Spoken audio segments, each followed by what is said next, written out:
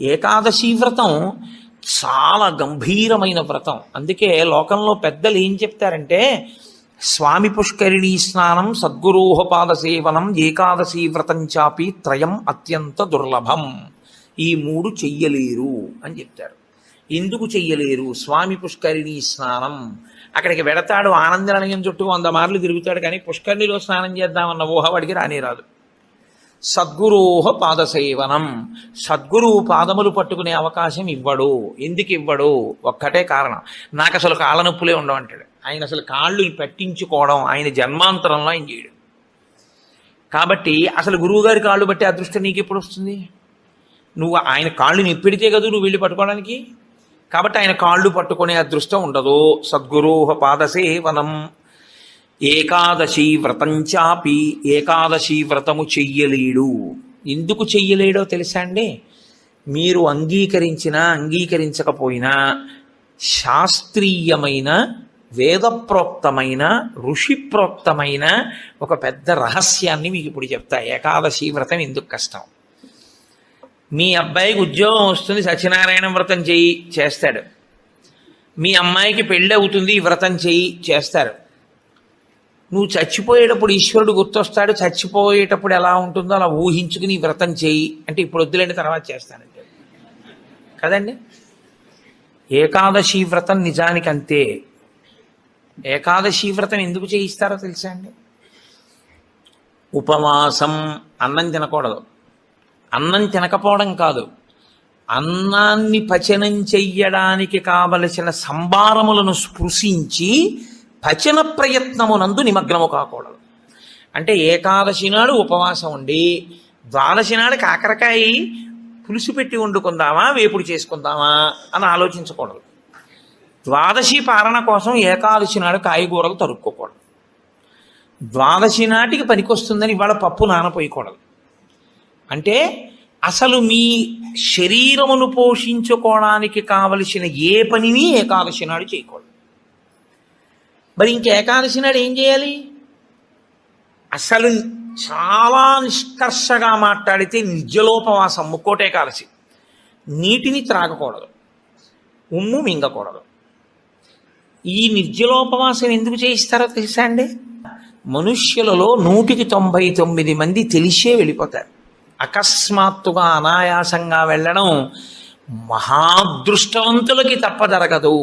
సాధారణంగా 199 మంది వెళ్ళే మార్గం ఏమిటంటే, రెండిటిని ఎండగట్టి పంపుతారు. ఒకటి నీరివ్వరు, 2 అన్నం పెట్టరు. ఎందుకని అంటారేమో, తీసుకెళ్ళి ఎక్కడ పడుకోబెడతారు ఇంటెన్సివ్ కేర్ యూనిట్లో.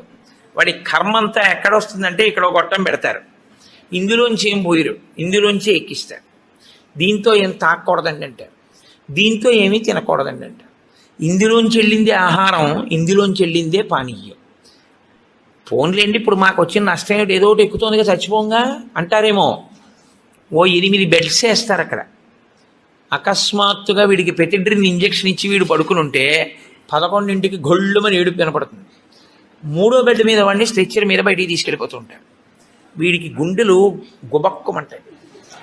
11 మంచాలు ఉండేవి, 3వ మంచం వాడు వెళ్ళిపోయాడు. వీడు 8వ మంచం వాడు అయితే పర్వాలేదు, వీడు 1, 2 అయ్యాడు అనుకోండి. వీడి కర్మే. నేను చూశానండి, నేను యథార్థంగా చూశాను ఒక హాస్పిటల్లో. నేను దీన్ని ఏమి హాస్యంగా చెప్తున్నానని మీరు అనుకోకండి. 3 మంచాలలో మధ్య మంచం ఆయన వెళ్ళిపోయాడు. నేను చూస్తున్నా, ఎవరో కాదు మా బంధువే. ఏడుస్తుంటే డాక్టర్లు అన్నారు, అమ్మ ఇక్కడ ఏడవకూడదు, నిశ్శబ్దంగా తీసుకెళ్ళి బయట ఏడవండి అన్నారు. ఎందుకంటే వాళ్ళు వెళ్ళిపోతారు, గట్టిగా ఏడిస్తే ఏడవకూడదు అన్నారు. నిజమే అది. వాళ్ళు అప్పటికే, నేను వెళ్ళిపోయిన వాడిని చూడటం లేదు, 1, 3 మంచాల వాళ్ళని చూస్తున్నాను. వాళ్ళు వీడు వెళ్ళిన మార్గం మూసుకుపోవుగాక అని వాళ్ళిద్దరు అలా చూస్తున్నారు.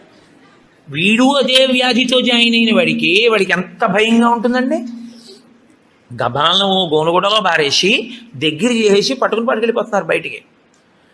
పట్టుకెళ్ళిపోతుంటే ఆ బయటికి తీసుకెళ్ళిన తర్వాత ఇలా కిటికీలోంచి చూస్తే ఏం చేస్తున్నారో అన్నీ కనపడుతున్నాయి. కనపడుతుంటే వీడికి ఎలా ఉంటుంది, వీడి పరిస్థితి ఎలా ఉంటుంది? నాన్న రామకృష్ణ అనుకో ఇప్పుడు, అంటే నీ మొహం ఇట్లా ఎక్కడంటానంట, తినలేడు, తాగలేడు, బయటికి వెళ్ళలేడు, తింటే తప్ప తాగితే తప్ప నిద్ర పట్టడం అలవాటుగా చేసుకుని ఉన్నవాడు కడుపు నిండా తింటే కనుబడిపోతుంది. అందుకని రాత్రి అయ్యేటప్పటికి బాగా తినేసి పడుకోవడం, నిద్రైపోవడం, మళ్ళీ లేవడం, మళ్ళీ తింటూ ఉండడం, ఇది అలవాటు అయిపోయింది చాలా కాలంగా. ఇప్పుడు కాదు, కోట్ల జన్మలుగా జీవుడు అలవాటు చేసుకున్నాడు దీన్ని. ఇప్పుడు తినకుండా తాగకుండా ఈశ్వరుణ్ణి నామం కూడా చెప్పు, ఇంతకన్నా క్లేశం ఇంకోటి ఏముంటుందంటే? తినద్దంటే క్లేశం, తాగద్దంటే క్లేశం. పోని తినద్దు తాగండం, తాగద్దు తినండం. తినద్దు తాగద్దని ఊరుకోడు భగవన్నామని చెప్పమంటాడు. తినద్దనేటప్పటికే ఏమవుతుందంటే ఏకాదశి నాడు ఉపవాసం చేయండి అన్నాను అనుకోండి, ఇంకో దోషి ఇవాళ తినేద్దామంటే రేపంతా ఉపవాసం అంటే. కాబట్టి తినద్దు అంటే భయం, తాగద్దు అంటే భయం. తినద్దు తాగద్దు అని ఊరుకోరు. భగవన్నామని చెప్పేటప్పుడు మనసును అలా ఈశ్వరుని యందు నిలబెట్టు అంటారు. ఇప్పుడు ఈ మూడు సాధించడం మీ పిల్లల కోసం కాదు, మీ భర్త కోసం కాదు, భార్య కోసం కాదు. ఎవరి కోసం? ఎవరికి వారి కోసం. ప్రతి పక్షంలోనూ ఒకసారి ఈ ఎక్సర్సైజ్ చేస్తే, ఈ వ్యాయామం చేస్తే, రిహార్సల్ అని ఒకటి ఉంటుంది. అంటే చూడండి, ఒక నృత్య ప్రదర్శన చేసేవాళ్ళు 10 మాటలు బయట వేసుకుంటారు. ఒకసారి ఇలా వేద్దాం, ఇలా వేద్దాం, దాన్ని తీసుకొచ్చి చిట్ట చివర ఒకసారి రంగస్థలం మీద వేసేస్తారు. అలాగే ప్రతి పక్షంలోనూ ఒకసారి రిహార్సల్ వేస్తాడు. వెళ్ళిపోయేటటువంటి పద్ధతిని ఊహ చేస్తాడు. ఏమీ తినడం, ఏమీ తాగడం, ఈశ్వరుణ్ణే స్మరిస్తూ ఉంటాడు. ఇప్పుడు ఇది క్లేశపడిపోతూ ఉంటుంది. మనసుని మాత్రం ఈశ్వరుని ఎందే పెట్టుంచుతాడు. ఇది బాగా అలవాటు అయిపోయింది. ఆ రోజు వచ్చేసింది, తినకూడదు తాగకూడదు, ఈశ్వరుడి మీద మనసు పెట్టాలి. అభ్యాసం కూసి విద్య కదూ, నిలబెట్టేస్తాడు. నిలబెట్టేస్తే ఏమయ్యాడు? ఆఖరి ఊపిరిలో కూడా ఆయన పేరు చెప్తూ వెళ్ళిపోతాడు. మరి డాక్టర్లు ఉన్నారు కదండి మీరు అనొచ్చు, 1,000,000 మంది వైద్యులు కూడి వచ్చినా కానీ మరణమయ్యేది వ్యాధి మాన్పలేరు. చచ్చిపోయే వాళ్ళందరూ డాక్టర్లు లేక చచ్చిపోయారు అనుకోకండి. ఈశ్వరుడు ఆయుర్దాయం ఇవ్వాలనుకుంటే డాక్టర్ రూపంలో అనుగ్రహించగలడు అంతే. ఈశ్వరుడు ఇచ్చినవాడు. కాబట్టి ఏకాదశి వ్రతానికి ఉన్న ప్రధాన ప్రయోజనమేమి? అది మృత్యువుని వచ్చినప్పుడు ఎలా ఉంటుందో తత్సంబంధమైనటువంటి తర్ఫీదు మనసుకు ఇచ్చుట. అందుకే ఏ వ్రతానికి చెప్పండి ఏకాదశి వ్రతం చాపి త్రయం అత్యంత దుర్లభం అని ఎందుకంటారో తెలుసా అండి? అసలు నువ్వు అలా ఊహ చేస్తూ కూర్చుని సిద్ధంగా ఉండడం పావుగంట చెయ్యలేవు. మామూలు ఏకాదశి నాడు మీరు ఉపవాసం చేసేటప్పుడు పండు కాని, కాయ కాని, అథవా కాసిన పాలు కాని తాగితే ఉపద్రవం ఏం రాదు, దానికి దోషం పట్టదు శాస్త్రం. ఎందుకంటే శాస్త్రం ఉపవాసం మీద చర్చ చేస్తుంది. ఉపనిషత్తుల్లో ఆ విషయం ఉంది, వేదంలో ఆ విషయం ఉంది. ఎప్పుడెప్పుడు ఉపవాసం ఎలా చెయ్యాలి అన్నది ఉంది. ఆదివారం నాడు కానీ, పౌర్ణమి నాడు కానీ, అమావాస్య నాడు కానీ రాత్రి ఉపవాసం మాత్రమే చెయ్యాలి. పగటిపూట ఉపవాసం చేయకూడదు. ఆదివారం నాడు రాత్రి ఏమీ తినకూడదు. పౌర్ణమి నాడు రాత్రి ఏమీ తినకూడదు. అమావాస్య నాడు రాత్రి ఏమీ తినకూడదు. ఆ ఉపవాస నియమం అక్కడ వరకే. పగటిపూట మీరు భోజనం చేసినా పలహారం చేసినా శాస్త్రం అడ్డురాదు. సాధారణంగా శాస్త్రం ఏం చెప్తుందంటే 2 పర్యాయములు తీసుకోమని చెప్తుంది. 2 పర్యాయములు తీసుకోవచ్చు. కానీ ఇక రాత్రి వేళ తినకూడదు. అష్టమి తిథి, చతుర్దశి తిథి, ఈ 2 తిథుల్లో పగటి వేళ తినకూడదు, రాత్రి వేళ తినాలి. పగటి వేళ ఏమీ తినకుండా ఊరుకుని నక్షత్ర దర్శనం అయిన తర్వాత మాత్రం భోజనం చేయొచ్చు. అది ఒక్క అష్టమి చతుర్దశి తిథులకు. కాబట్టి ఈ తిథులలో ఉపవాసాలకి, వారములలో ఆదివారం ఉపవాసాలకి, ఎందుకంటే వారాలు అన్ని యుగాల్లో లేవు, కలియుగంలోనే వారాలు. మీరు రామాయణాన్ని చూస్తే రామాయణంలో వారాలు ఉండవు. కాబట్టి వార నియమం ఎవరికి వచ్చిందంటే ఒక్క కలియుగంలోనే వచ్చింది. కలియుగంలో ఆదివారమే ఉపవాసం ఎందుకు పెట్టారో తెలుసా అండి? ఆరోగ్యం భాస్కరాది చేత్. ఆరోగ్యము సూర్యభగవానుడి యొక్క అనుగ్రహంతో నిలబడుతుంది. సూర్యభగవానుడు అధిదేవతగా కలిగినటువంటి రోజు, ఆయన యొక్క తేజస్సు ఎక్కువగా పరిపుష్టమయ్యే రోజు భానువారము, ఆదివారం. అటువంటి సూర్యభగవానుడి యొక్క అనుగ్రహం కలగాలి అంటే ఆదివారం నాడు ఉపవసించాలి. ఉపవసించుట అన్న మాటని మీరు ఎప్పుడు 2 కోణాల్లో అర్థం చేసుకోవాలి. 2 కోణాల్లో అర్థం చేసుకోవడం అంటే కడుపు ఖాళీ అయిన తరువాత మళ్ళీ వేయకుండుట. శరీరానికి ఆరోగ్యం ఎప్పుడూ డాక్టర్ దగ్గరికి వెళ్లకుండా ఉండడానికి 3 ఉన్నవాడు వెళ్ళడు అని ఆయుర్వేదం చెప్తుంది. ఎవరు వెళ్ళడు అంటే కడుపులో వేసిన పదార్థమంతా ఖాళీ అయ్యే వరకు మళ్ళీ వెయ్యనివాడు. కడుపులో పదార్థం వేశారనుకోండి, అది పూర్తిగా పచనం అయిపోయి కడుపు ఖాళీ అయింది, అప్పటి వరకు వేడు మళ్ళీ. అలా వెయ్యని వాడెవడో వాడు వైద్య దర్శనం చెయ్యడు. ఎడం పక్కకి తిరిగి ఎడమ చేతిని తల కింద పెట్టుకుని గుండెలు పరుపుకో బొంతకో తగిలేట్టుగా పడుకున్నవాడు వైద్యుణ్ణి చూడడు. 3, ప్రతిరోజు రాత్రి తాంబూల చర్వణం చేస్తూ కొంచెం సేపు నడిచి పడుకునేవాడు వైద్యుణ్ణి చూడడు. ఈ 3 పూర్ణారోగ్యానికి ఆయుర్వేద శాస్త్రం విధించినటువంటి నియమాలు. అందుకని అలాగే పడుకోవాలి. అందుకే మీరు ఎప్పుడైనా మహాత్ములు పడుకోవడం చూస్తే ఎప్పుడు ఎడం పక్కకే పడుకుంటారు. కారణం ఏంటంటే ఎడం పక్క పడుకోవడం ఆరోగ్యాన్ని ఇచ్చేస్తుంది, వైటల్ ఆర్గాన్స్ అన్నింటినీ సేఫ్ గార్డ్ చేస్తుంది. నేను ఒకసారి డాక్టర్ని అడిగి అది ఏంటంటే అలా ఉంది ఆయుర్వేదంలోని. నిజమేనండి, అలాగే పడుకోవాలన్నారు. అంతేనండి, మేమైనా అలాగే చెప్తాం, ఎడం పక్కకి తిరిగి పడుకుంటే చాలా మంచిది కోటేశ్వరరావు అన్నాడు. కాబట్టి నేను పురాణాల్లో ఉన్న ఎన్నో విషయాలు డాక్టర్ గారిని అడుగుతుంటే వాళ్ళు నిజమేనండి ఇవన్నీ అంటుంటారు. నేను శరత్కాలంలో అమ్మవారి పూజ ఎందుకు చేస్తారు అన్నదాని గురించి దేవీ భాగవతంలో ఉన్న విషయాలని కొన్నింటిని ఒకసారి ఒక డాక్టర్ గారిని అడిగితే ఆయన నాకు తెల్లబోయే రహస్యాలు చెప్పాడు. మీరు చెప్పినవే హ్యూమన్ ఎనాటమీలోకి మార్చి చెప్తే మాకేం చెప్తారంటే, చలికాలంలో తమంత తాముగా నాడులన్నీ కూడా సన్నబడిపోతాయి చలిగాలికి. కొవ్వు చిన్న చిన్న చిన్న చిన్న చిన్న చిన్న గింజల్లా ఉండి పరిగెడుతుంటుంది రక్తంలో. ఎప్పుడైతే నాడులు ఇలా రక్తనాళాలు సంకోచించాయో అది వెళ్ళి ఆగుతుంది. వెనక నుంచి వస్తున్నది వచ్చి దాన్ని తగులుకుని ఆగుతుంది. గసగసాలు ఒకదాన్నొకటి తగులుకున్నట్టుగా తగులుకుని ముద్ద కట్టి ఆగుతుంది.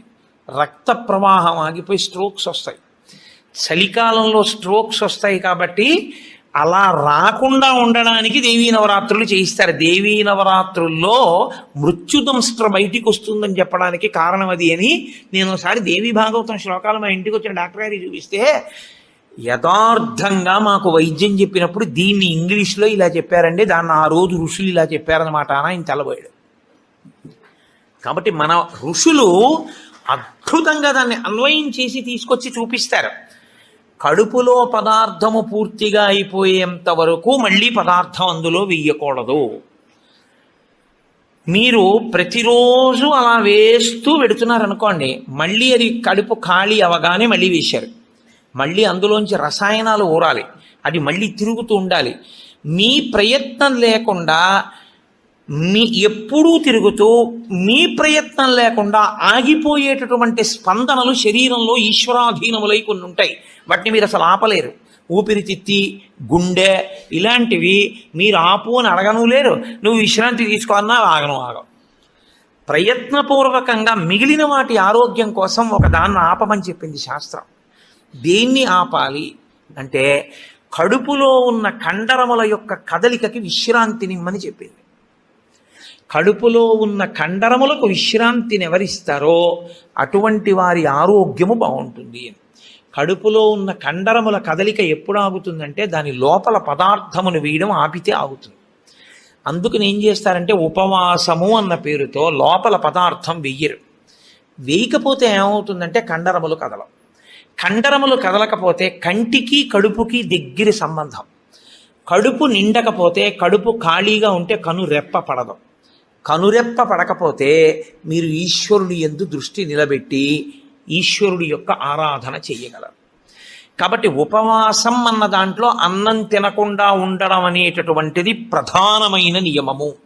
దీనికి మినహాయింపిచ్చి ఎట్టి పరిస్థితుల్లో చెయ్యకూడని వాళ్ళని ఇద్దరిని చెప్పింది శాస్త్రం. 8 ఏళ్లకు ముందున్నవాడు 80 ఏళ్ళు దాటినవాడు ఉపవాసం చెయ్యరాదు జీవితంలో. ఈ ఇద్దరికీ నిషేధం. 8 ఏళ్ళు కింద ఉన్న వయస్సు, 80 ఏళ్ళు పూర్తయిన వాళ్ళు ఉపవాసం చేస్తే పాపం, వాళ్ళు చేయకూడదు. ఎందుకని అంటే వాళ్ళ శరీరం అంగీకరించదు, అందులోకి పదార్థాన్ని వేయకపోతే ఒప్పుకోదు. 3వ మినహాయింపు ఒకరికి ఇచ్చింది. కడుపులోకి పదార్థం వెయ్యకపోవడమే విషంగా మారిపోయి శరీరాన్ని పడగొట్టగలిగిన వ్యాధి ఏదైనా సంక్రమించి ఉంటే, అంటే ఒక షుగర్ పేషెంట్ అనుకోండి, ఆయన అలా ఉండిపోయాడు అనుకోండి, ఫాస్టింగ్లో పడిపోతుంది, కోమాలోకి వెళ్ళిపోతాడు. అప్పుడు ఆయన పదార్థాన్ని శరీరం నిలబెట్టుకోవడానికి కావలసినంత పదార్థాన్ని లోపలికి పంపినా ఆయన ఉపవాసం చేసిన వాడే. మీరు ఎప్పుడూ ఒకటి గుర్తుపెట్టుకోవాలి, శాస్త్రం ఎప్పుడు మాట్లాడినా చాలా ఉదారంగా మాట్లాడుతుంది. శాస్త్రము కఠినంగా అసలు ఎప్పుడు ప్రవర్తించదు. అలా చెయ్యలేరు మీరు, నిజంగా చాలా కష్టం. కాబట్టి 8 సంవత్సరముల లోపు వాళ్ళు 80 సంవత్సరములు దాటిన వారు ఉపవాసమును చేయరాదు. ఉపవాసమును చేయరాదు అంటే పదార్థమును విసర్జించి ఉండరాదు. కాబట్టి ఉపవాసము అన్న మాటలో మీ కడుపు కండరములు కదలకుండా విశ్రాంతి ఇచ్చుట అన్నది ప్రధాన ప్రక్రియ. ఇది మీరు చూడండి, ఇవాళ రేపు పెద్ద పెద్ద ప్లాంట్స్ కూడా షట్ డౌన్ అంటారు, కావాలని ఆప్ చేస్తారు, వాటి లాంగివిటీ పెరుగుతుంది, జీవితకాలం పెరుగుతుందని. అదే అన్వయం ఋషులు శరీరానికి చేశారు. ఇది కూడా ఒక యంత్రాంగం, ఇది ఒక తెప్ప. ఇది ఉంటే నువ్వు పుణ్యం చేస్తావు, ఇది ఉంటే నువ్వు ఇంకొక ధర్మకార్యం చేస్తావు. అసలు ఇదే లేకపోతే ఇంకేం చేస్తావు? ఇక జీవుడు చేసుకోవడానికి ఏం లేదు, ఇది ఉపకరణం. కాబట్టి దీన్ని చాలా జాగ్రత్తగా నిలబెట్టుకోవాలి. నిలబెట్టుకోవాలంటే దీని ఆయుర్దాయం పెంచాలంటే 2 రకాలుగానే పెంచాలి. ఒకటి, ఆవేశపడి ఊపిరి తీయకుండా ఉండాలి, ఎందుకంటే ఊపిరిలలో ఆయుర్దాయం ఉంటుంది కాబట్టి. 2, అదే పనిగా దొరికింది కదా అని తింటూ ఉండకూడదు, కాబట్టి ఉపవాసం చేయాలి. ఈ 2 ఎవడు చేస్తాడో వాడు దీర్ఘాయుష్మంతుడు అవుతాడు. ఎవడు దీర్ఘాయుష్మంతుడు అవుతాడో వాడు పాపం చేయడానికి దీర్ఘాయుష్మంతుడు కాకూడదు. దేనికి దీర్ఘాయుష్మంతుడు కావాలి అంటే తన జీవుణ్ణి చక్కబెట్టుకోవడానికి దీర్ఘాయుష్మంతుడు కావాలి. అలా చేసేటటువంటి ప్రక్రియలో వచ్చిన అద్భుతమైనటువంటి తిథి ఏకాదశి. ఏకాదశి నాడు సర్వేషాం భోజనద్వయం అన్నారు. అది చాలా విచిత్రమైనటువంటి మాట. నాడు నువ్వు చెయ్యవలసినది ఏదో తెలుసా? సర్వేషాం భోజనద్వయం. ఈ శ్లోకం చాలా చమత్కారమైనటువంటి శ్లోకము. అందరూ కూడా భోజనద్వయం, 2 మాటలు భోజనం చేయండి. అదేమిటండి, సర్వేషాం భోజనద్వయం అయితే ఉపవాసం ఎక్కడుంది అందులో? మరి ఇప్పటిదాకా మమ్మల్ని పట్టుకు పీకు తినేశావు, శరీరం చెరుక్కర్రన్నావు, దీన్ని నలిపేయాలన్నావు, దీన్ని క్లేశ పెట్టాలన్నావు, ఏకాదశి నాడు పెట్టకండి అన్నావు, ఉపవాసం చెయ్యండి అన్నావు, అలా 24 ఏకాదశి 23 చేయకపోతే ముక్కోటి ఏకాదశి అయినా చెయ్యన్నావు. ఇన్ని చెప్పిన వాడివి మళ్ళీ ఇప్పుడేమంటున్నావు? ఏకాదశ్యాంతు కర్తవ్యం సర్వేషాం భోజనద్వయం. కర్తవ్యం, తప్పకుండా చెయ్యవలసిన పని. ఏకాదశ్యాంతు, ఏకాదశి నాడు ఏమి? సర్వేషాం, అందరికీ. భోజనద్వయం, 2 మాటలు భోజనం చేయండి. మరి అదేమిటి ఇప్పటిదాకా నేను చెప్పిన ఉపన్యాసం అంతా పోలా ఈ శ్లోకంలో? అది ఎందుకు శ్లోకాన్ని అలా చేస్తారో తెలుసా అండి? పెద్దలు, ఋషులు, మహాత్ములు చాలా అద్భుతమైన ప్రక్రియ చూపిస్తారు. నీకు ఆ అనుమానం బాగా రావాలనే శ్లోకాల రచన చేస్తారు. అప్పుడు నువ్వు సంతోషం ఏంటంటే నీకు కష్టపడకుండా నీకు కన్సెషన్ ఇచ్చేసినట్లు కనపడితే దాన్ని కన్ఫర్మ్ చేసేసుకోవడానికి తాపత్రయపడిపోతుంది. సుఖపెట్టడానికి ఏదైనా ఛాన్స్ ఇచ్చామనుకోండి, అబ్బా ప్రతి ఏకాదశికి నేను 8 ఏళ్లలోపు 80 ఏళ్ళు పైకి ప్రతి ఏకాదశి నాడు నువ్వు షుగర్ వ్యాధిగ్రస్తుడిని అయితే ఎంత బాగుండో అనిపిస్తుంది. ఎందుకంటే ఉపవాసం అక్కర్లేదు, ఏదో ఒకటి పడేయచ్చు లోపల.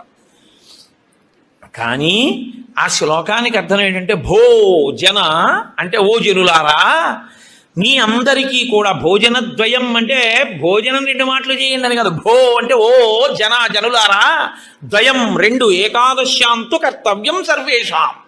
అందరికీ ఏకాదశి నాడు 2 నియమములు పాటించవలసినదే. ఏమిటో తెలుసా 2 నియమాలు? శుద్ధోపవాస ప్రథమ. శుద్ధోపవాసం, ముక్కోటి ఏకాదశి నాడు ప్రత్యేకించి శుద్ధోపవాసం. ద్వైతులు నిత్యలోపవాసం చేస్తారు. అసలు వాళ్ళు ఏకాదశి నాడు ద్వైత సంప్రదాయంలో ఉన్న వాళ్ళు, వాళ్ళ ఇంటికి మీరు వెళ్ళినా నీళ్ళు ఇవ్వరు. వాళ్ళు ఏకాదశి నాడు సత్యనారాయణ వ్రతం చేసుకోండి అంటే వాడు చేయరు. ఎందుకో తెలుసా అండి? ఈశ్వరుడికి నైవేద్యం పెట్టవలసి వస్తుంది. ఈశ్వరుడికి నైవేద్యం పెట్టద్దు వ్రతం చేస్తే, ఆయనకు కూడా పెట్టరు వాళ్ళు.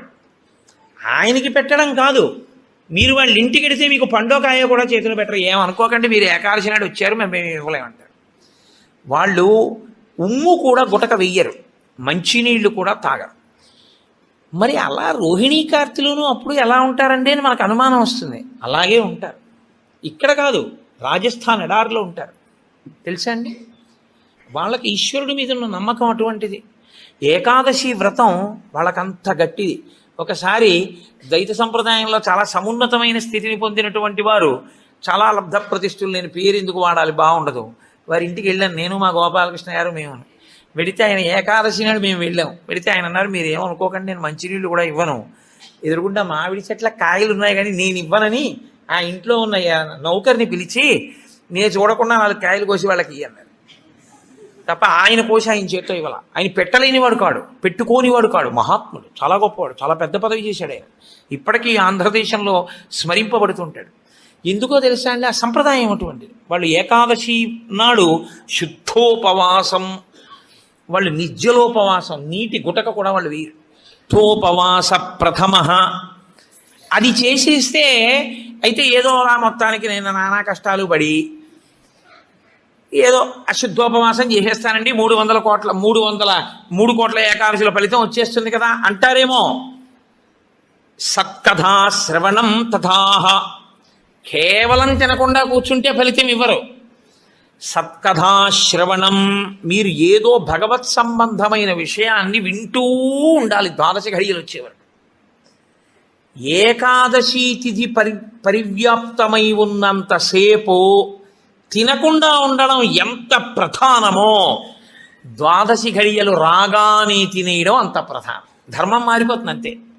అందుకే అన్ని రోజుల కన్నా చాలా తొందరగా చద్దన్నం వండుకున్నట్టుగా తెల్లవారుజామున లేచి వంట చేసుకుని తినేసేది ఎప్పుడో తెలుసా అండి, 12 తినాడు తింటారు. 12 పారణ మధ్యాహ్నం చేయకూడదు, 12 తిథి ప్రవేశించగానే చెయ్యాలి. అందుకే ఏకాదశి వ్రతం చేసిన వాడికి శ్రీ మహావిష్ణువే అందేశారు. అంబరీషుడికి దొరకలా? అంబరీషోపాఖ్యానం ఏకాదశి వ్రతం కాదు. 12 ఘడియలు రాగానే నేను పారణ చెయ్యాలంటే కదా, దుర్వాస మహర్షి రాకపోతే నీళ్లు పుచ్చేసుకో, ఫోన్లేవయా మధ్యాహ్నం ఉండదా, 12 సాయంకాలం ఉండదా, ఎప్పుడొస్తే అప్పుడే తింటానని కూర్చున్నాడా? 12 ఘడియలు వచ్చేస్తున్నాయి, మరి ఏం చేయను, పోనీ భోజనం చేయకపోతే నీళ్లు తాగే అన్నారు. నీళ్లు తాగేస్తే కదా ఆయనకు పాపం వచ్చింది. కాబట్టి ఏకాదశి వ్రతం నాడు ఉపవాసం ఎంత ముఖ్యమో 12 తిథి ప్రవేశించగానే 12 ఘడియ తగలగానే అన్నం తినేయడం అంత ముఖ్యం. అన్నం తినేయడం అంత ముఖ్యం అంటే చొక్కా వేసుకుని డైనింగ్ టేబుల్ మీద తినేస్తే ఏకాదశి వ్రతాన్ని కొక్కెత్తుకుపోతుంది. అన్నం ఎలా తినాలో అలాగే తినాలి. పైన చొక్కా బనీను లేకుండా శ్రద్ధాళువు అయి తినాలి. నువ్వు ఏకాదశి ఉపవాసం చేసి 12 నాడు ఇంకోళ్ళ ఇంట్లో హస్తోదకం పుచ్చుకున్నావు అనుకో, నీ ఏకాదశి వ్రతం పనికిరాదు. అది ఏ నిత్యము చెరించేటటువంటి వారు అటువంటి వారికి పనికి వస్తుంది, లేదా ఏదో మహత్తరమైన ప్రయోజనం కోసం తప్పక బయట ఉండవలసి వస్తే వేరు. తప్ప అసలు ఉపవాసం చేసిన వాడు తనింట తాను తినాలి. ఎందుకో తెలుసా అండి, మరి మీ ఇంట్లో ఈశ్వరుడికి తులసిదళం వేశావా, మీ ఇంట్లో ఈశ్వరుడికి మహానైవేద్యం పెట్టావా? ఆయన ఉపవాసం లేడక్కడ, ఆయనకి ఏది నైవేద్యం ఏది? నేను మా ఇంటికి తాళం వేసేసి ఇక్కడికి వచ్చి నేను ఇక్కడ ఉపవాసం ఏమిటి? నేను ఇక్కడ ఉపవాసం చేశాను, బాగుంది, 12 నాడు మహానైవేద్యం ఎవరికి పెట్టను? నా సింహాసనంలో స్వామి ఉన్నారా? నా సింహాసనంలో స్వామికి అర్చన ఉండాలా? ఆయనకి నేను హస్తయోహ అర్ఘ్యం సమర్పయామి, పాదయోహ పాద్యం సమర్పయామి అని మహానైవేద్యం పెట్టానని నేను తినాలి. నేను ఎవరికి పెట్టను? నా భార్య ఏం పచనం చేసింది, ఎక్కడ వండింది? అందుకే పెద్ద పెద్ద నైమిత్తిక తిథులలో అసలు ఇల్లు విడిచిపెట్టి వెళ్ళకూడదు. వెడితే ఏమవుతుందంటే అసలు తను చేయడానికి అవకాశాన్ని కోల్పోతాడు. మరి నువ్వెందుకు వచ్చావు గుంటూరు అనొచ్చు. ఇంతకన్నా గొప్ప విషయం ఏదో చెయ్యవలసిన అవసరం ఒకటి ఉంది. ఈ సంవత్సరం నేను వదిలిపెట్టినా నేను అలా వెళ్ళడం వల్ల ఒక పెద్ద ప్రయోజనం ఒకటి జరగాలి అని నేను అనుకున్నప్పుడు నేను స్వామికి నమస్కారం చేసి బయలుదేరిపోతానంతే. అప్పుడు అదొక త్యాగం. నేను దాన్ని విడిచిపెట్టేసుకోవడమే త్యాగం అంతే. అందుకే ఏకాదశి వ్రతం అంటే ఏకాదశి వస్తోంది కదండి, నేను బయటికి ఎలా వస్తానని అడగాలి నువ్వు. అంతేగాని ఏకాదశి వస్తుంటే నువ్వు బయటికి వెళ్ళిపోతే వ్రతం ఎలా చేస్తావు? కాబట్టి గుంటూరు వచ్చి ఉపవాసం చేయించా? చేయకూడదు. ధోపవాస ప్రథమ నిర్జలోపవాసమే. అంతకన్నా మరి నేను మినహాయింపులు ఇచ్చి చెప్పడం నా వల్ల కాదు. కానీ శాస్త్రం ఒక్కరి విషయంలో మినహాయింపు ఇచ్చింది. శరీర కష్టం చేసుకుని బ్రతికేవాణ్ణి మాత్రం ఉపవాసం చెయ్యమని నిర్బంధించవద్దు. వాడు పడిపోతాడు స్పృహ తప్పి, నీళ్ళు తాగకపోతే. కానీ అవకాశం ఉన్నవాళ్ళు మాత్రం తప్పకుండా చెయ్యవలసినదే, అంతకన్నా మార్గము లేదు. కాబట్టి శుద్ధోపవాస ప్రథమ నిర్జలోపవాసమే చెయ్యాలి యథార్థమునకు. మంచినీటి చుక్క కూడా ఇక ఏకాదశి తిథి నాడు పుచ్చుకోకూడదు. ద్వాదశి వచ్చింది, ఇక నువ్వు ఉపవాసం ఉండకూడదు. ద్వాదశి తిథియందు ఉండగా, తిథియందు పరివ్యాప్తమై ఉండగా నువ్వు ఉపవసించి ఉండకూడదు. మళ్ళీ వ్యతిరేక ఫలితం వస్తుంది. ద్వాదశి తిథి ప్రవేశించేసింది, ఇక నువ్వు పాలన చేసేయాలంతే. ఎలా పాలన చేయాలో తెలుసా అండి? ద్వాదశి తిథి ప్రవేశించేటప్పటికి నువ్వు పరిశేచనం చేసేయాలంతే. ద్వాదశి ఉదయం 6:30కు వచ్చింది అనుకోండి, మీరు 6:30 లోపల మీ భార్య గారు మీరు సంధ్యావందనం అనుష్ఠానం పూర్తి చేసే లోపల ఆవిడ మహానైవేద్యం సిద్ధం చేసి తీసుకొచ్చి ఇచ్చేయాలి. మీరు నైవేద్యం పెట్టేసి ఆ రోజు 6:30కి భోజనం చేసేయాలి. నాకు సహించదండి అనకూడదు, చేసేయడమే. ఏకాదశి వ్రతమునందు ద్వాదశి కలిసిపోయి ఉంటుంది. నేను చెప్పింది అబద్ధం అయితే అంబరీషోపాఖ్యానం అబద్ధమే, అంబరీషోపాఖ్యానం అబద్ధం అయితే వ్యాసుడే అబద్ధం. కాబట్టి నేను చెప్పింది నిజం. ఏకాదశి వ్రతం అంటే అంతే, అలాగే చేస్తారు. ద్వాదశి నాటికి పనికొస్తుందని ఇవాళ పప్పు నానపోయకూడదు. అంటే అసలు మీ శరీరమును పోషించుకోవడానికి కావలసిన ఏ పనిని ఏకాదశి నాడు చేయకూడదు. మరి ఇంక ఏకాదశి నాడు ఏం చేయాలి? అసలు చాలా నిష్కర్షగా మాట్లాడితే నిర్జలోపవాసం, ముక్కోటి ఏకాదశి. నీటిని త్రాగకూడదు, ఉమ్ము మింగకూడదు. ఈ నిర్జలోపవాసం ఎందుకు చేయిస్తారో తెలుసా అండి? పిచ్చాడా, మనుష్యులలో 199 మంది తెలిసే వెళ్ళిపోతారు. అకస్మాత్తుగా అనాయాసంగా వెళ్ళడం మహాదృష్టవంతులకి తప్ప జరగదు. నాకు కాకినాడలో మొన్న తెలుసున్నవారు ఒకరు ఏదో అట్టేస్తానని కూతురికి ఏమిటో మంటగా ఉండు అని వెళ్ళి మొక్కలకి నీళ్లు పోసి పడుకుని ఏదో చెప్తూ ఇలా అలా ఉండిపోయింది. అంతే, ఏమైందంటే వెళ్ళిపోయింది, అంతే, ప్రాణోత్క్రమణం అయిపోయింది. అది అందరికీ పట్టే భాగ్యం కాదు, చాలా కష్టం, అలా వెళ్ళరు. సాధారణంగా 199 మంది వెళ్ళే మార్గం ఏమిటంటే రెండిటిని ఎండగట్టి పంపుతారు. ఒకటి నీరివ్వరు, 2 అన్నం పెట్టరు. ఎందుకని అంటారేమో, తీసుకెళ్ళి ఎక్కడ పడుకోబెడతారు ఇంటెన్సివ్ కేర్ యూనిట్లో. వాడి కర్మ అంతా ఎక్కడొస్తుందంటే ఇక్కడ గొట్టం పెడతారు, ఇందులోంచి ఏం పోయిరు, ఇందులోంచి ఎక్కిస్తారు. దీంతో ఏం తాకూడదండి అంటారు, దీంతో ఏమీ తినకూడదండి అంటారు. ఇందులోంచి వెళ్ళిందే ఆహారం, ఇందులోంచి వెళ్ళిందే పానీయం. ఫోన్లేండి, ఇప్పుడు మాకు వచ్చిన నష్టం ఏమిటి, ఏదో ఒకటి ఎక్కుతోందిగా చచ్చిపోంగా అంటారేమో. ఓ 8 బెడ్స్ వేస్తారు అక్కడ. అకస్మాత్తుగా వీడికి పెతిడ్రిన్ ఇంజెక్షన్ ఇచ్చి వీడు పడుకుని ఉంటే 11ంటికి గొళ్ళుమని ఏడుపు వినపడుతుంది. 3వ బెడ్ మీద వాడిని స్ట్రెచ్చర్ మీద బయటికి తీసుకెళ్ళిపోతూ ఉంటాడు. వీడికి గుండెలు గుబక్కుమంటాయి. 11 మంచాలు ఉండేవి, 3వ మంచం వాడు వెళ్ళిపోయాడు. వీడు 8వ మంచం వాడు అయితే పర్వాలేదు, వీడు 1, 2 అయ్యాడు అనుకోండి. వీడి కర్మే. నేను చూశానండి, నేను యథార్థంగా చూశాను ఒక హాస్పిటల్లో. నేను దీన్నేమి హాస్యంగా చెప్తున్నానని మీరు అనుకోకండి. 3 మంచాలలో మధ్య మంచం ఆయన వెళ్ళిపోయాడు. నేను చూస్తున్నా, ఎవరో కాదు మా బంధువే. ఏడుస్తుంటే డాక్టర్లు అన్నారు, అమ్మ ఇక్కడ ఏడవకూడదు, నిశ్శబ్దంగా తీసుకెళ్ళి బయట ఏడవండి అన్నారు. ఎందుకంటే వాళ్ళు వెళ్ళిపోతారు, గట్టిగా ఏడిస్తే ఏడవకూడదు అన్నారు. నిజమే అది.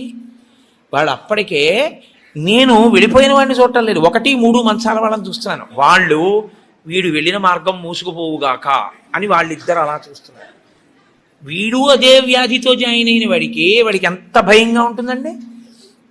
గబాలను గోనుగుడలో బారేసి దగ్గర చేసి పట్టుకెళ్ళిపోతున్నారు బయటికి.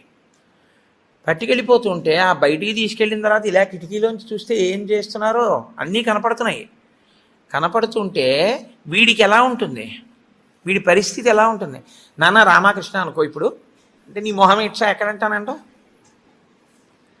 తినలేడు, బయటికి వెళ్ళలేడు, తింటే తప్ప తాగితే తప్ప నిద్ర పట్టడం అలవాటుగా చేసుకుని ఉన్నవాడు కడుపు నిండా తింటే కనుబడిపోతుంది.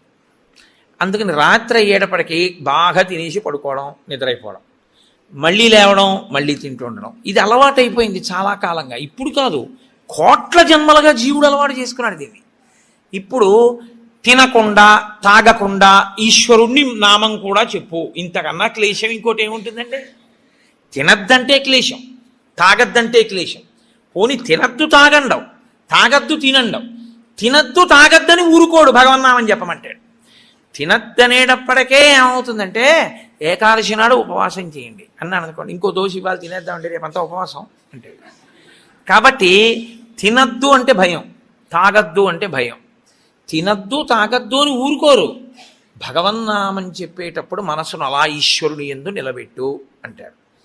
ఇప్పుడు ఈ మూడు సాధించడం మీ పిల్లల కోసం కాదు, మీ భర్త కోసం కాదు, భార్య కోసం కాదు. ఎవరి కోసం? ఎవరికి వారి కోసం. ప్రతి పక్షంలోనూ ఒకసారి ఈ ఎక్సర్సైజ్ చేస్తే, ఈ వ్యాయామం చేస్తే, రిహార్సల్ అని ఒకటి ఉంటుంది. అంటే చూడండి, ఒక నృత్య ప్రదర్శన చేసేవాళ్ళు 10 మాటలు బయట వేసుకుంటారు. ఒకసారి ఇలా వేద్దాం ఇలా వేద్దాం, దాన్ని తీసుకొచ్చి చిట్ట చివర ఒకసారి రంగస్థలం మీద వేసేస్తారు. అలాగే ప్రతి పక్షంలోనూ ఒకసారి రిహార్సల్ వేస్తాడు. వెళ్ళిపోయేటటువంటి పద్ధతిని ఊహ చేస్తాడు. ఏమీ తినడం, ఏమీ తాగడం, ఈశ్వరుణ్ణే స్మరిస్తూ ఉంటాడు. ఇప్పుడు ఇది క్లేశపడిపోతూ ఉంటుంది. మనసుని మాత్రం ఈశ్వరుని ఎందే పెట్టుంచుతాడు. ఇది బాగా అలవాటైపోయింది. ఆ రోజు వచ్చేసింది. తినకూడదు, తాగకూడదు, ఈశ్వరుడి మీద మనసు పెట్టాలి. అభ్యాసం కూసి విద్య కదూ, నిలబెట్టేస్తాడు. నిలబెట్టేస్తే ఏమయ్యాడు? ఆఖరి ఊపిరిలో కూడా ఆయన పేరు చెప్తూ వెళ్ళిపోతాడు. మరి డాక్టర్లు ఉన్నారు కదండి అని మీరు అనొచ్చు. 1,000,000 మంది వైద్యులు కూడి వచ్చినా కానీ మరణమయ్యేడు వ్యాధి మాన్పలేరు. చచ్చిపోయే వాళ్ళందరూ డాక్టర్లు లేక చచ్చిపోయారు అనుకోకండి. ఈశ్వరుడు ఆయుర్దాయం ఇవ్వాలనుకుంటే డాక్టర్ రూపంలో అనుగ్రహించగలడు అంతే. ఈశ్వరుడు ఇచ్చినవాడు. కాబట్టి ఏకాదశి వ్రతానికి ఉన్న ప్రధాన ప్రయోజనమేమి? అది మృత్యువు వచ్చినప్పుడు ఎలా ఉంటుందో తత్సంబంధమైనటువంటి తర్ఫీదు మనసుకు ఇచ్చుట. అందుకే ఏ వ్రతానికి చెప్పండి ఏకాదశి వ్రతం చాపి త్రయం అత్యంత దుర్లభం అని ఎందుకంటారో తెలుసా అండి? అసలు నువ్వు అలా ఊహ చేస్తూ కూర్చుని సిద్ధంగా ఉండడం 1/2 గంట చెయ్యలేవు. ఓ వారం ఓ పక్షంలో చేసి అయ్యి బాబోయ్ అలా మళ్ళీ ఏకాదశి వచ్చేస్తే మళ్ళీ అలా ఊహిస్తూ అలా ఉండాలంటే భయంగా ఉందండి, 3 ఏకాదశి చేసేస్తానండి. కాబట్టి ఈశ్వరుడు అంటాడు, పోన్లే ఏడాదంతా చేయలేవా, బెంగెట్టుకోకు. ఏడాదంతటికి బదులుగా 3 ఏకాదశి చేస్తావా? అప్పుడు నేను ఎన్ని ఫలితాలు ఇవ్వాలి నీకు? 23 ఏకాదశుల ఫలితం ఇవ్వాలి. అథవా ఈ ఏకాదశితో కలిపి 24 ఏకాదశుల ఫలితం ఇవ్వాలి. కానీ నేను ఒకటి ఎక్కువ అడుగుతాను, దానికి తగినంత నీకు ఇస్తాను. నేను అడిగిన ఎక్కువ చెయ్యాలి. నువ్వు అడిగిన దానికన్నా కొన్ని కోటి రెట్లు ఇస్తా. 3 కోట్ల ఏకాదశుల ఫలితం ఇస్తా. కానీ మామూలు ఏకాదశుల కన్నా విరుద్ధంగా నువ్వు దీన్ని చెయ్యాలి. ఎందువల్ల విరుద్ధంగా చేయవలసి ఉంటుంది 3 ఏకాదశి అంటే?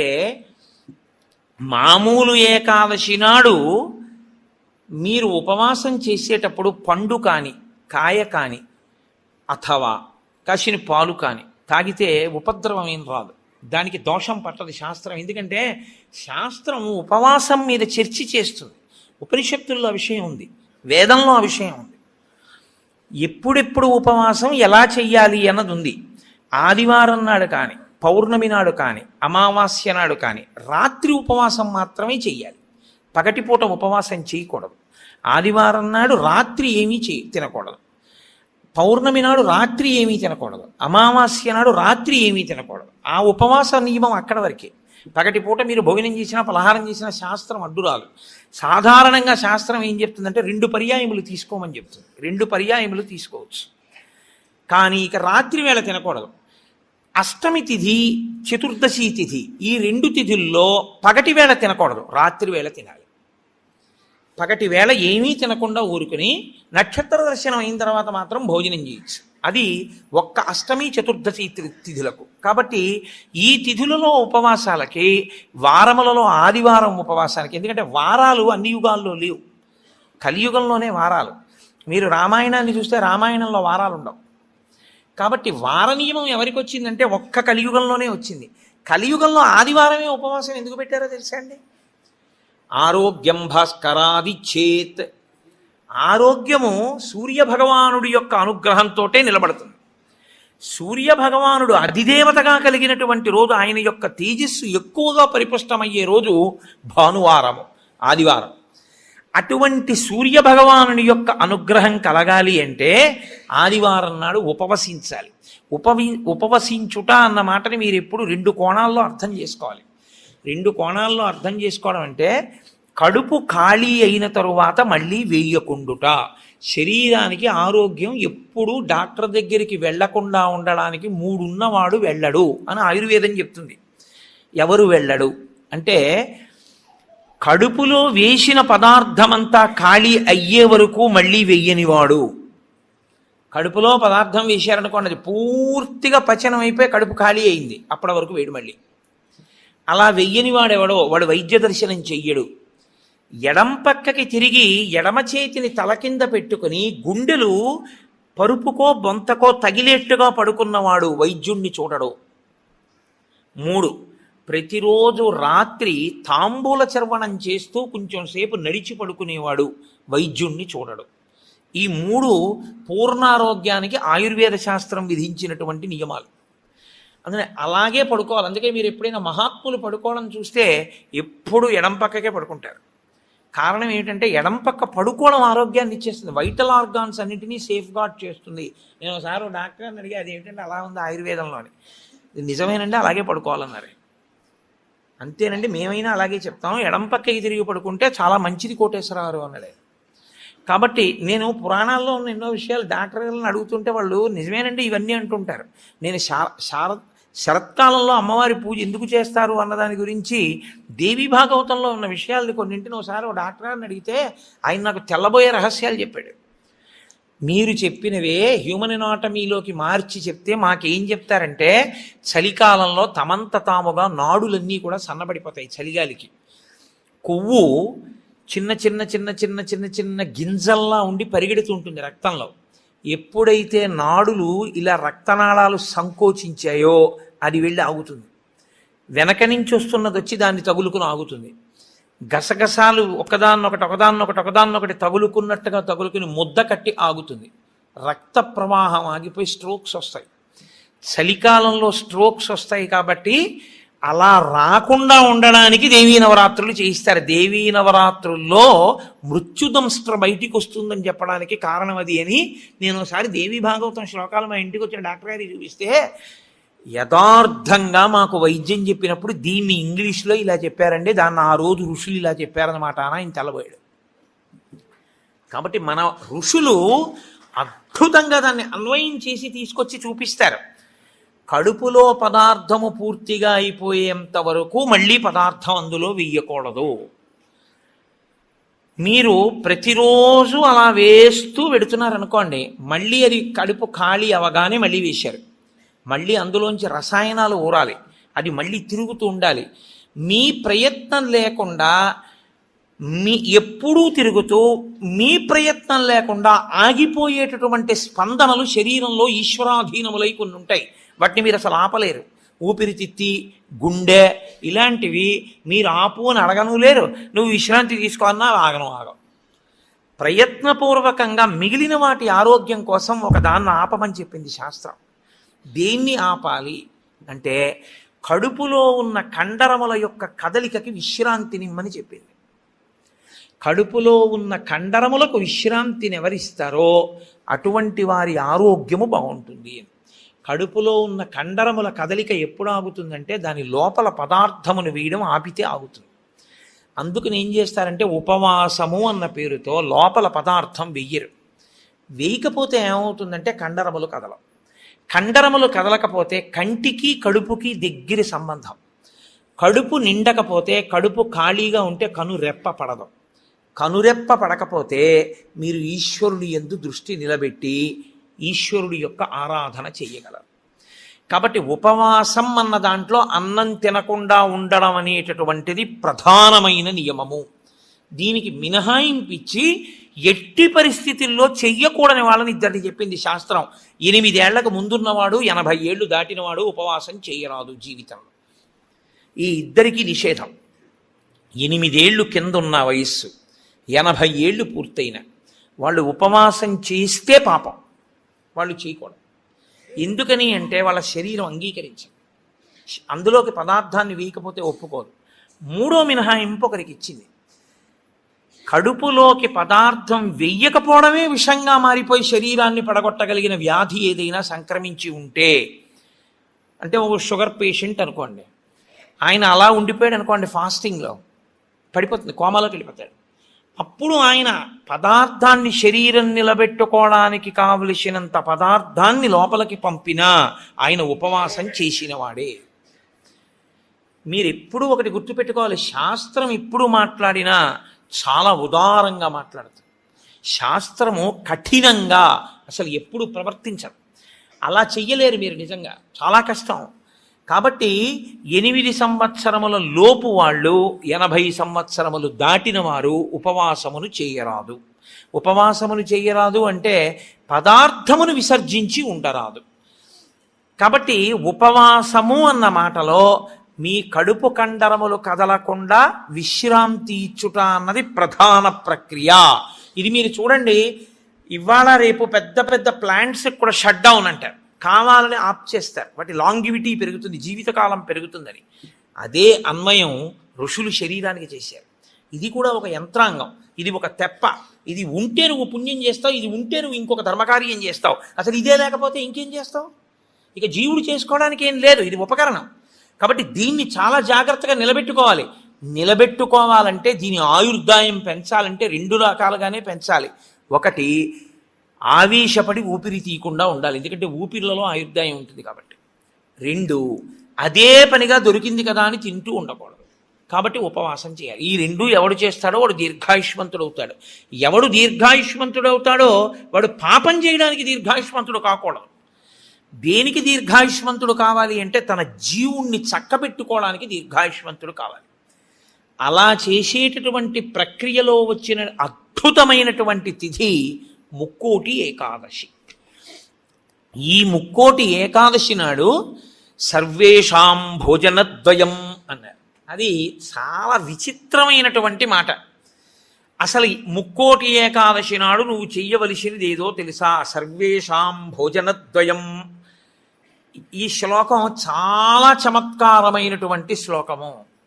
అందరూ కూడా భోజనద్వయం, 2 మాటలు భోజనం చేయండి. అదేమిటండి, సర్వేషాం భోజనద్వయం అయితే ఉపవాసం ఎక్కడుంది అందులో? మరి ఇప్పటిదాకా మమ్మల్ని పట్టుకు పీకు తినేశావు, శరీరం చెరుక్కర్రన్నావు, దీన్ని నలిపేయాలన్నావు, దీన్ని క్లేశ పెట్టాలన్నావు, ఏకాదశి నాడు పెట్టకండి అన్నావు, ఉపవాసం చెయ్యండి అన్నావు, అలా 23 చేయకపోతే ముక్కోటి ఏకాదశి అయినా చెయ్యన్నావు. ఇన్ని చెప్పిన వాడివి మళ్ళీ ఇప్పుడేమంటున్నావు? ఏకాదశ్యాంతు కర్తవ్యం సర్వేషాం భోజనద్వయం. కర్తవ్యం, తప్పకుండా చెయ్యవలసిన పని. ఏకాదశ్యాంతో, ఏకాదశి నాడు ఏమి? సర్వేషాం, అందరికీ. భోజనద్వయం, 2 మాటలు భోజనం చేయండి. మరి అదేమిటి ఇప్పటిదాకా నీ చెప్పిన ఉపన్యాసం అంతా పోలా ఈ శ్లోకంలో? అది ఎందుకు శ్లోకాన్ని అలా చేస్తారో తెలుసా అండి? పెద్దలు, ఋషులు, మహాత్ములు చాలా అద్భుతమైన ప్రక్రియ చూపిస్తారు. నీకు ఆ అనుమానం బాగా రావాలనే శ్లోకాల రచన చేస్తారు. అప్పుడు నువ్వు సంతోషం ఏమిటంటే నీకు కష్టపడకుండా నీకు కన్సెషన్ ఇచ్చేసినట్లు కనపడితే దాన్ని కన్ఫర్మ్ చేసేసుకోవడానికి తాపత్రయపడిపోతుంది. సుఖపెట్టడానికి ఏదైనా ఛాన్స్ ఇచ్చామనుకోండి, అబ్బా ప్రతి ఏకాదశికి నేను 8 ఏళ్లలోపు 80 ఏళ్ళు పైకి ప్రతి ఏకాదశి నాడు నువ్వు షుగర్ వ్యాధిగ్రస్తుడిని అయితే ఎంత బాగుండో అనిపిస్తుంది. ఎందుకంటే ఉపవాసం అక్కర్లేదు, ఏదో ఒకటి పడేయచ్చు లోపల. కానీ ఆ శ్లోకానికి అర్థం ఏంటంటే భోజన అంటే ఓ జనులారా, మీ అందరికీ కూడా భోజనద్వయం అంటే భోజనం 2 మాటలు చేయండి అని కాదు. భో అంటే ఓ జనులారా, ద్వయం 2, ఏకాదశ్యాంతు కర్తవ్యం సర్వేషాం. అందరికీ ఏకాదశి నాడు 2 నియమములు పాటించవలసినదే. ఏమిటో తెలుసా 2 నియమాలు? శుద్ధోపవాస ప్రథమ. శుద్ధోపవాసం, ముక్కోటి ఏకాదశి నాడు ప్రత్యేకించి శుద్ధోపవాసం. ద్వైతులు నిర్జలోపవాసం చేస్తారు. అసలు వాళ్ళు ఏకాదశి నాడు ద్వైత సంప్రదాయంలో ఉన్న వాళ్ళు, వాళ్ళ ఇంటికి మీరు వెళ్ళినా నీళ్ళు ఇవ్వరు. వాళ్ళు ఏకాదశి నాడు సత్యనారాయణ వ్రతం చేసుకోండి అంటే వాడు చేయరు. ఎందుకో తెలుసా అండి? ఈశ్వరుడికి నైవేద్యం పెట్టవలసి వస్తుంది. ఈశ్వరుడికి నైవేద్యం పెట్టద్దు వ్రతం చేస్తే, ఆయనకు కూడా పెట్టరు వాళ్ళు. ఆయనకి పెట్టడం కాదు, మీరు వాళ్ళ ఇంటికి వెడితే మీకు పండోకాయ కూడా చేతిలో పెట్టరు. ఏమనుకోకండి, మీరు ఏకాదశి నాడు వచ్చారు మేము ఇవ్వలేమంటారు. వాళ్ళు ఉమ్ము కూడా గుటక వెయ్యరు, మంచినీళ్ళు కూడా తాగరు. మరి అలా రోహిణీ కార్తెలోనూ అప్పుడు ఎలా ఉంటారండి అని మనకు అనుమానం వస్తుంది. అలాగే ఉంటారు. ఇక్కడ కాదు, రాజస్థాన్ ఎడారిలో ఉంటారు. తెలుసా అండి? వాళ్ళకి ఈశ్వరుడి మీద ఉన్న నమ్మకం అటువంటిది. ఏకాదశి వ్రతం వాళ్ళకంత గట్టిది. ఒకసారి ద్వైత సంప్రదాయంలో చాలా సమున్నతమైన స్థితిని పొందినటువంటి వారు, చాలా లబ్ధ ప్రతిష్ఠులు, నేను పేరు ఎందుకు వాడాలి బాగుండదు, వారి ఇంటికి వెళ్ళాను నేను, మా గోపాలకృష్ణ గారు, మేము. వెడితే ఆయన ఏకాదశి నాడు మేము వెళ్ళాం. వెడితే ఆయన అన్నారు, మీరు ఏమనుకోకండి, నేను మంచినీళ్ళు కూడా ఇవ్వను, ఎదురుగుండా మామిడి చెట్ల కాయలు ఉన్నాయి కానీ నేను ఇవ్వనని ఆ ఇంట్లో ఉన్న నౌకర్ని పిలిచి, నేను చూడకుండా 4 కాయలు కోసి వాళ్ళకి అన్నారు. తప్ప ఆయన కోసి ఆయన చేత్తో ఇవ్వాల. ఆయన పెట్టలేనివాడు కాడు, పెట్టుకోనివాడు కాడు, మహాత్ముడు, చాలా గొప్పవాడు, చాలా పెద్ద పదవి చేశాడు ఆయన. ఇప్పటికీ ఆంధ్రదేశంలో స్మరింపబడుతుంటాడు. ఎందుకో తెలుసా అండి? ఆ సంప్రదాయం అటువంటిది. వాళ్ళు ఏకాదశి నాడు శుద్ధోపవాసం, వాళ్ళు నిత్యలోపవాసం, నీటి గుటక కూడా వాళ్ళు వేయరు. కాబట్టి ముక్కోటి ఏకాదశి నాడు నువ్వు అలా చేస్తావా? 23 ఏకాదశులు మినహాయింపిస్తాను. శుద్ధోపవాస ప్రథమ అది చేసేస్తే అయితే ఏదో అలా మొత్తానికి నేను నానా కష్టాలు పడి ఏదో అశుద్ధోపవాసం చేసేస్తానండి, 3 కోట్ల ఏకాదశుల ఫలితం వచ్చేస్తుంది కదా అంటారేమో. సత్కథా శ్రవణం తథాహ, కేవలం తినకుండా కూర్చుంటే ఫలితం ఇవ్వరు. సత్కథా శ్రవణం, మీరు ఏదో భగవత్ సంబంధమైన విషయాన్ని వింటూ ఉండాలి 12 ఘడియలు వచ్చేవారు. ఏకాదశి తిథి పరివ్యాప్తమై ఉన్నంతసేపు తినకుండా ఉండడం ఎంత ప్రధానమో 12 ఘడియలు రాగానే తినేయడం అంత ప్రధానం. ధర్మం మారిపోతుంది అంతే. అందుకే అన్ని రోజుల కన్నా చాలా తొందరగా చద్దన్నం వండుకున్నట్టుగా తెల్లవారుజామున లేచి వంట చేసుకుని తినేసేది ఎప్పుడో తెలుసా అండి? 12 తినాడు తింటారు.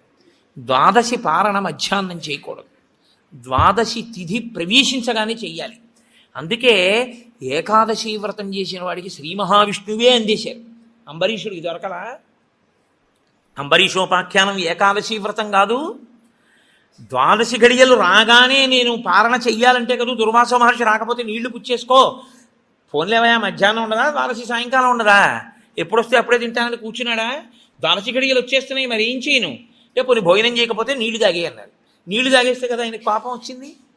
కాబట్టి ఏకాదశి వ్రతం నాడు ఉపవాసం ఎంత ముఖ్యమో 12 తిథి ప్రవేశించగానే 12 ఘడియ తగలగానే అన్నం తినేయడం అంత ముఖ్యం. అన్నం తినేయడం అంత ముఖ్యం అంటే చొక్కా వేసుకుని డైనింగ్ టేబుల్ మీద తినేస్తే ఏకాదశి వ్రతాన్ని కొక్కెత్తుకుపోతుంది. అన్నం ఎలా తినాలో అలాగే తినాలి. పైన చొక్కా బనీను లేకుండా శ్రద్ధాళువు అయి తినాలి. నువ్వు ఏకాదశి ఉపవాసం చేసి 12 నాడు ఇంకో వాళ్ళ ఇంట్లో హస్తోదకం పుచ్చుకున్నావు అనుకో, నీ ఏకాదశి వ్రతం పనికిరాదు. అది ఏ నిత్యము చెరించేటటువంటి వారు అటువంటి వారికి పనికొస్తుంది, లేదా ఏదో మహత్తరమైన ప్రయోజనం కోసం తప్పక బయట ఉండవలసి వస్తే వేరు. తప్ప అసలు ఉపవాసం చేసిన వాడు తనింట తాను తినాలి. ఎందుకో తెలుసా అండి? మరి మీ ఇంట్లో ఈశ్వరుడికి తులసిదళం వేశావా? మీ ఇంట్లో ఈశ్వరుడికి మహానైవేద్యం పెట్టావా? ఆయన ఉపవాసం లేడక్కడ. ఆయనకి ఏది నైవేద్యం ఏది? నేను మా ఇంటికి తాళం వేసేసి ఇక్కడికి వచ్చి నేను ఇక్కడ ఉపవాసం ఏమిటి? నేను ఇక్కడ ఉపవాసం చేశాను, బాగుంది, 12 నాడు మహానైవేద్యం ఎవరికి పెట్టను? నా సింహాసనంలో స్వామి ఉన్నారా? నా సింహాసనంలో స్వామికి అర్చన ఉండాలా?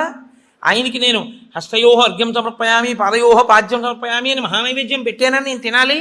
నేను ఎవరికి పెట్టను? నా భార్య ఏం పచ్చడం చేసింది, ఎక్కడ వండింది? అందుకే పెద్ద పెద్ద నైమిత్తిక తిథులలో అసలు ఇల్లు విడిచిపెట్టి వెళ్ళకూడదు. వెడితే ఏమవుతుందంటే అసలు తను చేయడానికి అవకాశాన్ని కోల్పోతాడు. మరి నువ్వెందుకు వచ్చావు గుంటూరు అనొచ్చు. ఇంతకన్నా గొప్ప విషయం ఏదో చెయ్యవలసిన అవసరం ఒకటి ఉంది. ఈ సంవత్సరం నేను వదిలిపెట్టినా నేను అలా వెళ్ళడం వల్ల ఒక పెద్ద ప్రయోజనం ఒకటి జరగాలి అని నేను అనుకున్నప్పుడు నేను స్వామికి నమస్కారం చేసి బయలుదేరిపోతానంతే. అప్పుడు అదొక త్యాగం. నేను దాన్ని విడిచిపెట్టేసుకోవడమే త్యాగం అంతే. అందుకే ఏకాదశి వ్రతం అంటే, ఏకాదశి వస్తోంది కదండి నేను బయటికి ఎలా వస్తానని అడగాలి నువ్వు.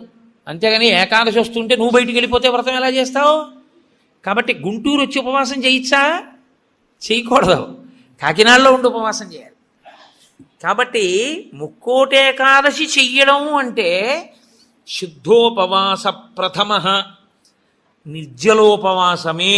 అంతకన్నా మరి నేను మినహాయింపులు ఇచ్చి చెప్పడం నా వల్ల కాదు.